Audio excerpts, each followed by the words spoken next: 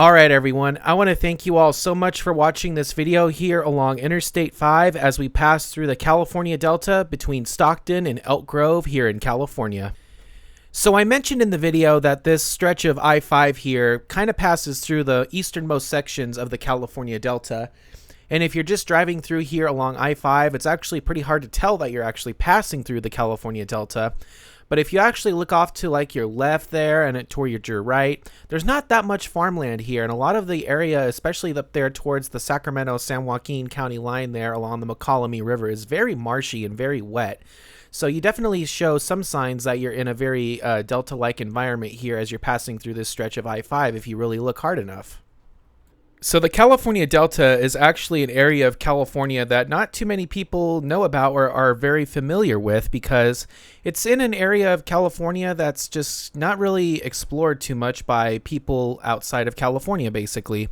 So the California Delta is located about halfway through the California Central Valley, a little bit farther north than the halfway point of the valley itself, but it's just the point where the San Joaquin River and the Sacramento Rivers converge and eventually flow out to the ocean via Sissoon and San Pablo Bay, and then eventually out towards the San Francisco Strait and the Golden Gate Strait out there as well.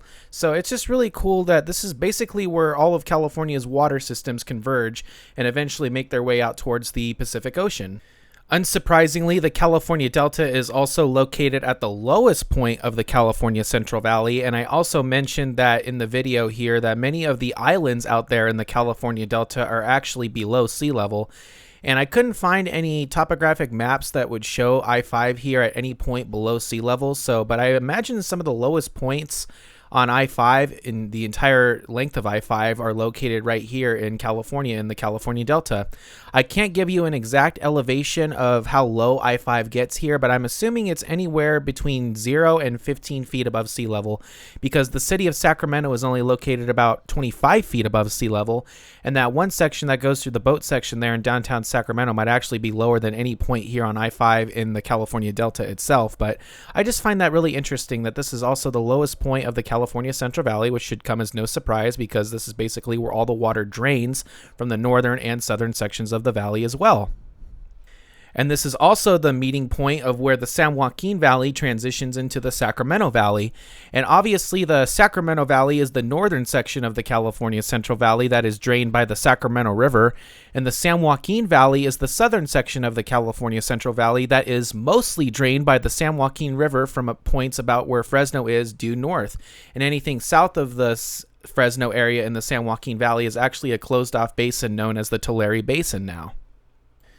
So as you continue north in the California Central Valley, the rainfall dramatically increases, and the Sacramento River and its watershed contributes a lot more water to the California Delta overall than the San Joaquin River and the southern section of the California Central Valley. So rainfall actually varies quite a lot depending on where you are in the California Central Valley. Typically, the farther north you are in the valley, the more rainfall you get. So basically down there where Bakersfield is, all the way down there at the southern section of the Central Valley and the San Joaquin Valley, it only averages about 7 inches of rain a year and is basically a desert. Then by the time you're up to about where the Fresno area is, you get about 12 inches of rain. And then by the time you're up where Sacramento is, you average about 18 inches of rain.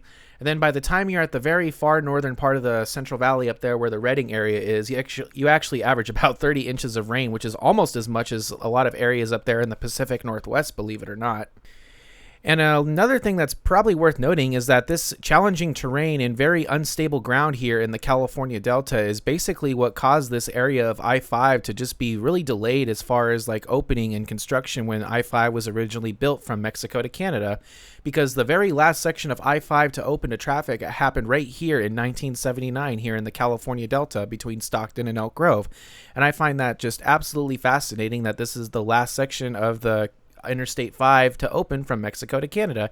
And you would think that a more challenging area like up there in the Cascade Range in far northern California and southern Oregon would be the last section of I-5 to open, but no, it was right here in the flat agricultural lands of the California Central Valley, which I find pretty funny. But if you actually look into it and why this ground is so unstable and why it took so long to build the interstate, it just all makes sense. And I'll be honest, this is probably one of my least favorite sections of I-5 to drive, just due to the fact that I really honestly believe that this stretch between Stockton and the greater Sacramento area needs to be widened to 3 lanes.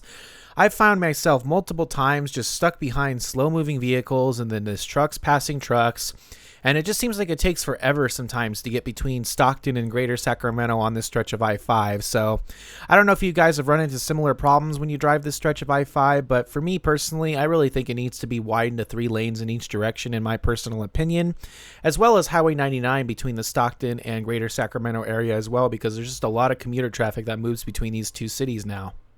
Alright everyone, I just want to give a shout out to all my social media accounts that you see on the screen here, because I really am trying to grow my social media accounts beyond just here on YouTube. I would really appreciate it if you guys would check out my Instagram. I'm really trying to grow that social media platform, so I would really appreciate it if you guys would follow me on there. My username is just InterstateKyle. What's really cool about my Instagram is if I'm on a road trip, I will post on my story of where I am and what I'm doing, so it's just a really cool way for you guys to follow along with me in real time to see what I'm doing and what I'm up to. I know my videos on here can get pretty dated very quickly, so if you guys want to see what I'm doing in real time, I highly recommend checking out my Instagram, and I would really appreciate your support over there. You guys can also check out my Facebook group and my Twitter/X account. The links to all those are down in the description. Another thing I want to give a shout out to is my Patreon, which is a way for you guys to support me beyond YouTube here. If you guys want to join my Patreon, you guys can get special perks for joining, like watching all of my videos early before they are released here on YouTube.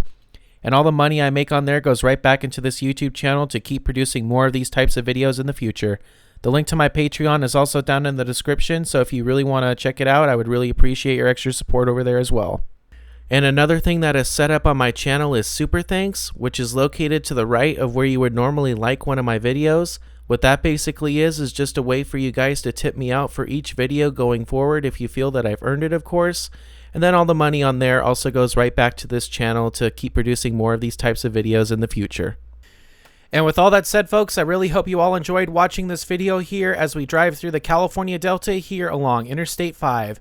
I want to thank you all so much for watching this video.